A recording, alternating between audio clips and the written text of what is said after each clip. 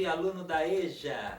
Hoje eu trago para você a leitura de uma história contada por Conceição Evaristo, uma escritora brasileira contemporânea que produz uma literatura comprometida com a luta pelos direitos das mulheres, sobretudo as mulheres negras. O livro se chama Em Submissas Lágrimas de Mulher, da editora Malê. E para escrevê-lo, Conceição Evaristo viajou várias cidades do país conversando com mulheres negras e recolhendo delas suas histórias de vida. Depois, a escritora, com sua incontestável criatividade, recontou essas histórias todas em contos de excelente qualidade literária. O conto que eu vou ler para você se chama Maria do Rosário Imaculada dos Santos. É o nome da mulher com quem Evaristo Conceição conversou. E o início do diálogo é o seguinte: de imaculada nada tenho. Começou assim a conversa de Maria do Rosário comigo. Maria do Rosário Imaculada tinha a fala tão fácil que até duvidei de que ela tivesse alguma história para contar. Ou melhor, cheguei a pensar que o seu relato não traria novidade alguma. A porta da casa dela, sempre aberta, era um sinal visível de receptividade da dona para qualquer pessoa que por ali passasse. Mas resolvi arriscar. O sorriso dela foi tão encantador e respondeu ao meu boa tarde de uma maneira tão efusiva que, para quem busca histórias, aquela atitude afiançava o desejo dela de conversar comigo. E agora, quem assume a história é a narradora personagem Maria do Rosário. Vamos lá?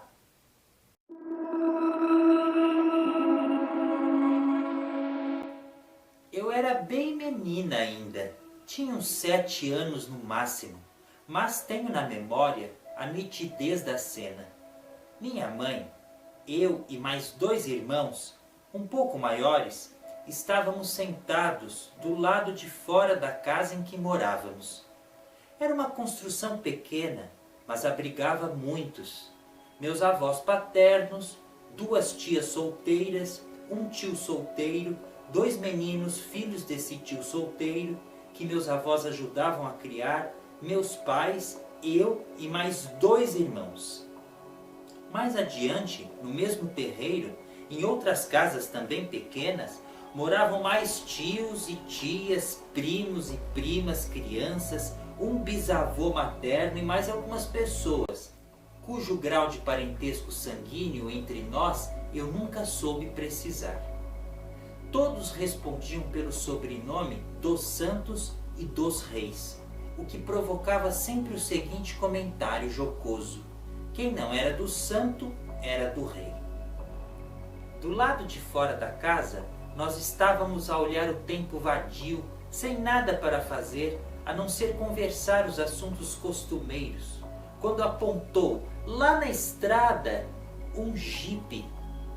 Levantamos rápidos e juntos. Era tão raro passar por ali algum automóvel. As outras casas começaram a se movimentar também.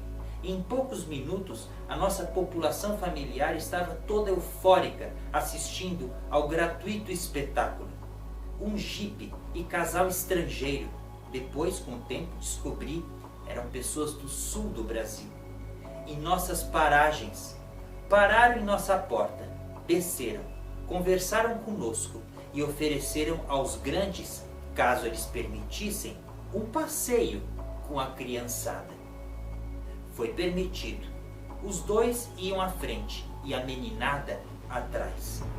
Deram 2 ou 3 viagens. Na última, só faltava eu e um dos meus irmãos, o maior, o Toninho. Subimos contentes e o carro aos poucos foi ganhando distância, Aflita e temerosa, pois começava a escurecer, pedimos ao moço e moça para fazerem o caminho de volta. Eles apenas sorriram e continuaram adiante. Depois de muito tempo, noite adentro, eles pararam o jipe, puxaram violentamente o meu irmão, deixando o pobrezinho no meio da estrada, aos gritos, e continuaram a viagem comigo, me levando adiante. Nos primeiros dias, eu, na minha inocência, divagava entre o temor e a confiança. Nunca tinha escutado sobre casos de roubo de criança. Em casa não tínhamos medo de perigos reais e sim de imaginários. Mulas sem cabeça, lobisomem, almas do outro mundo. Cobras e bichos os grandes matavam. Inimigos, homens, não tínhamos, nem ouvíamos os grandes comentarem. Desavenças internas do grupo e externas ao clã familiar, para mim, criança pequena ainda, nunca haviam sido transformadas em crimes. Acho que nos primeiros dias de estrada, acreditei como meu irmão, nas primeiras horas do passeio, de que nada de mal estivesse realmente acontecendo. E foi preciso que passassem muitos dias e muitas noites de viagem nas estradas para que eu entendesse que a moça e o moço estrangeiros tinham me tomado de meus pais. E quando alcancei a gravidade da situação, por muito tempo pensei que fosse acontecer comigo o que muitas vezes escutei os mais velhos contar. As histórias de escravidão de minha gente. Eu ia ser vendida como uma menina escrava. Durante anos, vivi com o casal que me roubou de minha família, em casa grande, que parecia uma fazenda. Nos primeiros tempos sofri muito, chorava noite e dia, choro gritado e choro calado. Um dia resolvi buscar o caminho de volta. Peguei a estrada, ou melhor, uma das estradas que dava para a casa deles. Caminhei muito, até cair extenuada de cansaço e fome. Devo ter desmaiado, pois quando acordei estava no quartinho onde eu dormia. Ao meu lado estava uma cesta com frutas, biscoitos e uma xícara de café com leite. De tempos em tempos o casal viajava e deixava uma moça, também estrangeira, cuidando de mim. Eles nunca me bateram, mas me tratavam como se eu não existisse. Jamais perguntaram o meu nome, me chamavam de menina. Um dia me deram um cachorro e disseram ser um presente de aniversário. E me informaram ainda que era o mês de maio, mês de Maria, época que completava 1 ano da minha chegada à casa deles. No outro ano, fizeram a mesma observação e me deram uns cadernos e lápis, dizendo que a moça amiga deles ia me ensinar a ler. Gostei da novidade. Eu havia começado a frequentar a escola, na vilazinha em que eu havia nascido, lá no Brasil. A moça me ensinou a ler, me ensinou outras coisas, mas nunca me perguntou nada sobre o tempo antes de eu chegar ali. Eu tinha um desejo enorme de falar de minha terra, de minha casa primeira, de meus pais, de minha família, de minha vida, e nunca pude. Para eles, era como se eu tivesse nascido a partir dali. Todas as noites antes do sono me pegar, eu mesma me contava as minhas histórias, as histórias de minha gente. Mas, com o passar do tempo, com o desespero, eu via minha gente como um desenho distante em que eu não alcançava os detalhes. Época houve em que tudo se tornou apenas um esboço. Por isso, tantos remendos em minha fala. A deslembrança de vários fatos me dói. Confesso, a minha história é feita mais de inventos do que de verdades. Aprendi a ler e, como prêmio, ganhei um rádio que ficava ligado noite e dia. O rádio me ligava ao mundo externo. Foi quando descobri que o casal não era estrangeiro. Eu estava no Brasil, bem no sul, quase na Argentina. Aí sim, outro país. Contudo, eu estava muito longe de minha terra, nada podia fazer. Continuei então a minha vida, que se resumia no meu quarto e nas brincadeiras com Jesusinho, o meu cachorro, nome que eu escolhi. Pouco trabalho era o meu. Cuidava de varrer a casa quando a moça não ia. Limpava o meu quarto que pouco sujava. O casal sempre mais ausente do que presente. Cresci sozinha. Das coisas de mulheres, o sangue que perdemos quando me aconteceu pela primeira vez, da moça que me ensinou a leitura, também tive a explicação. Você agora é uma mulher. Não entendi. Eu achava que eu já era mulher desde sempre. Tudo se confundiu naquela época, junto ao sangue que me escorria. Pensei em minha mãe. Eu ainda sabia, na memória, o jeito do rosto dela. De minha mãe, ouvi várias vezes ela dizer que tinha uma menina mulher e 2 meninos homens. Agora a moça, por conta do sangue que de mim corria, me dizia que eu já era mulher. Também naqueles mesmos dias, ouvi o casal falar para essa tal moça que eu deveria estar com os meus 12 anos e que já fazia 7 anos de minha chegada à casa deles. O que o casal não imaginava é que eu também fazia a minha contagem do tempo. Só que os meus termos eram outros. Eu sabia que ali eu já tinha feito 7 aniversários longe dos meus. E para mim não se tratava da minha chegada à casa deles, e sim da minha impotência diante deles, que havia me tomado, ou melhor, me roubado dos meus pais.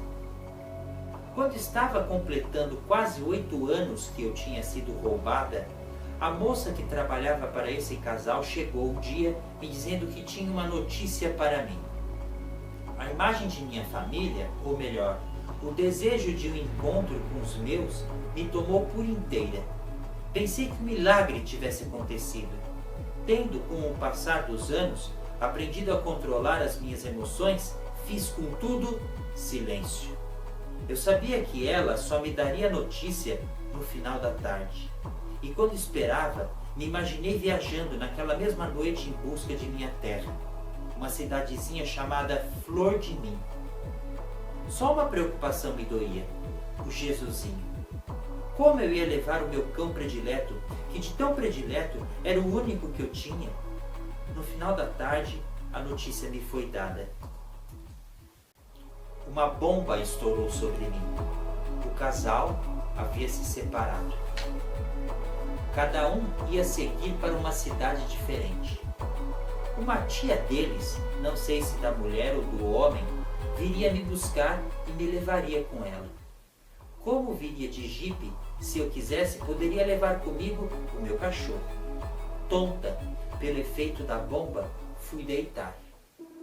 No outro dia, cedinho, com meus poucos pertences, mais o Jesusinho, fui levada por uma senhora loira e desconhecida pela segunda vez por um caminho que eu ignorava onde ia dar.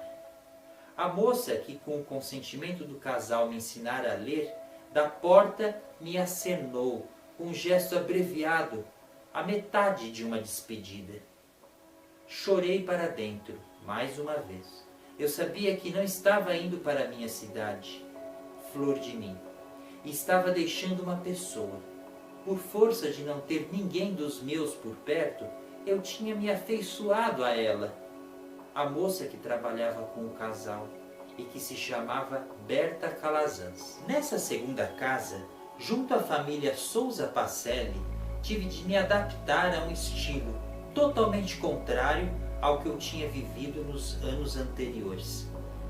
De Flor de Mim, lugarejo de vivência de minha primeira infância, fui para uma cidade chamada Alto dos Vales do Sul, levada pelo casal. Ali, a vida tinha um quê interiorano também. De Vale do Sul, fui encaminhada para a cidade de Frei Cardoso. Lá encontrei um movimento intenso, assustador. Carros, bondes, bicicletas, vozes altas e desmedidas. Jesusinho não aguentou. Morreu. Eu trabalhava imensamente. Aprendi a cozinhar, a passar e a cuidar de crianças. O rádio que eu levara acabou perdendo a função. Recebi ordens para não o ligar, para não gastar luz e não me distrair no trabalho. Aguentei esse inferno durante 7 anos e só tinha um objetivo: o de juntar dinheiro e voltar para Flor de Mim. Mas o tempo foi passando. Dali saí para outra casa e mais casas. Nunca mais soube do casal que me roubou de meus pais. Nunca entendi qual foi a intenção deles. Às vezes eu fico pensando qual teria sido a causa maior da demora do meu regresso.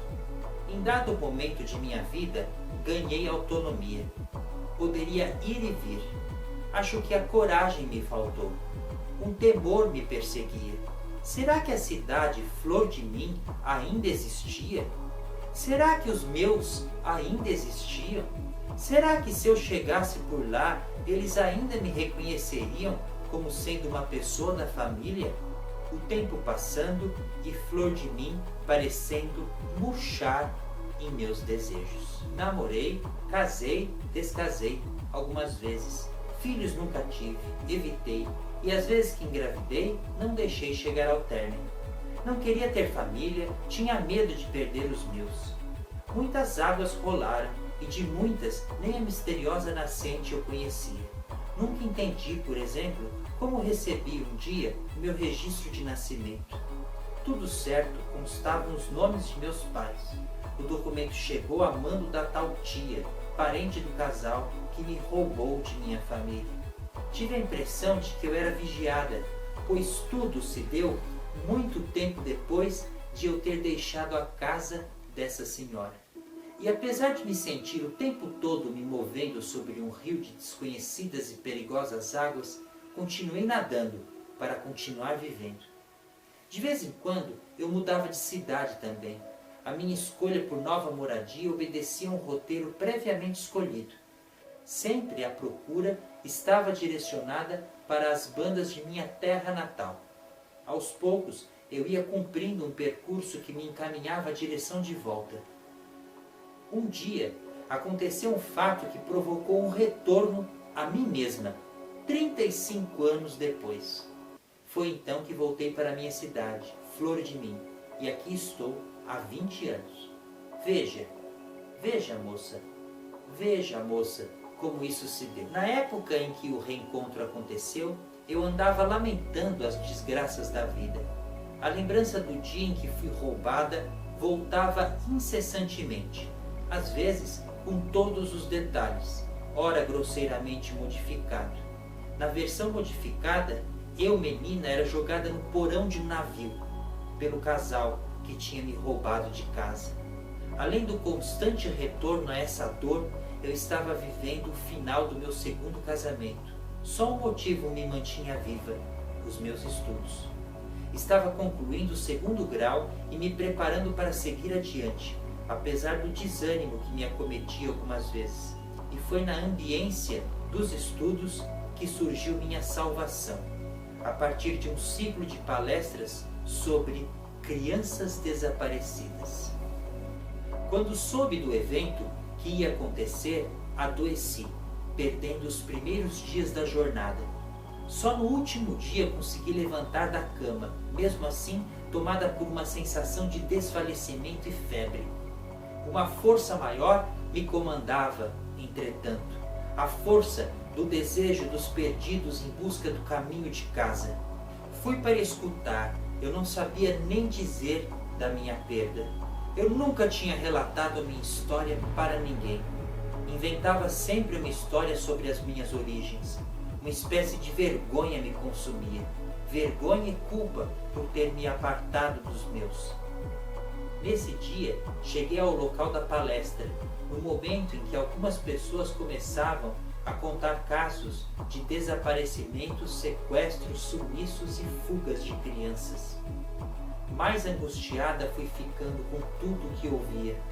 Parecia que estavam contando a minha história, em cada acontecimento da vida de outras pessoas. Eu não estava suportando mais, o ar me faltava, eu tinha a sensação de que ia morrer. Foi então que resolvi sair da sala mas quando levantei, ouvi uma voz que me pareceu familiar. O que estaria a minha mãe fazendo ali no colégio?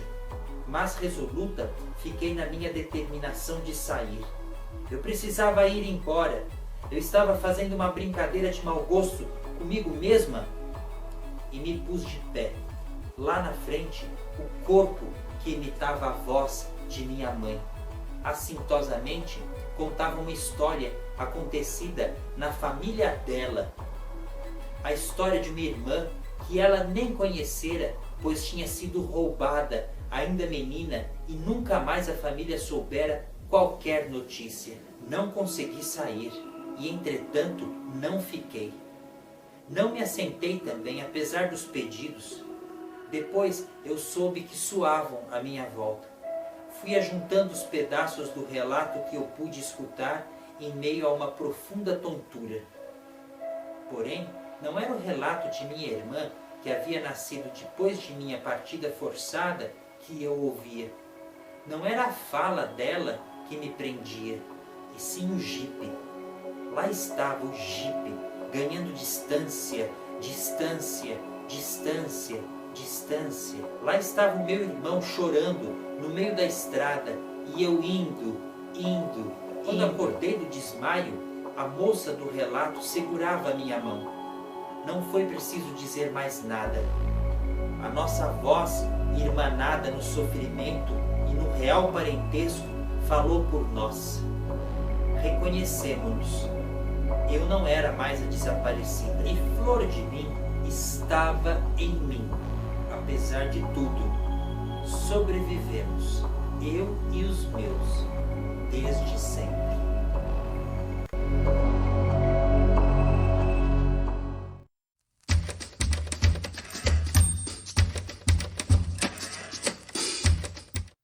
Que relato interessante que Maria do Rosário revelou à escritora, não é mesmo? E provavelmente ela só conseguiu contar essa história porque sentiu o afeto e a solidariedade de Conceição Evaristo, que nos presenteou com essa joia literária.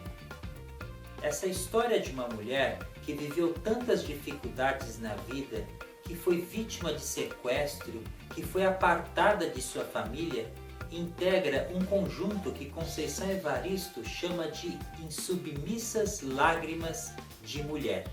Essas mulheres choram muito, mas têm muita coragem, muita força de não se submeter ao preconceito de gênero, ao preconceito racial, ao machismo, à violência, à opressão. Por isso elas, pela narrativa, pela palavra, pela voz que não se pode calar, exigem de nós a responsabilidade de lutar por um mundo melhor. Reflita. Até a próxima!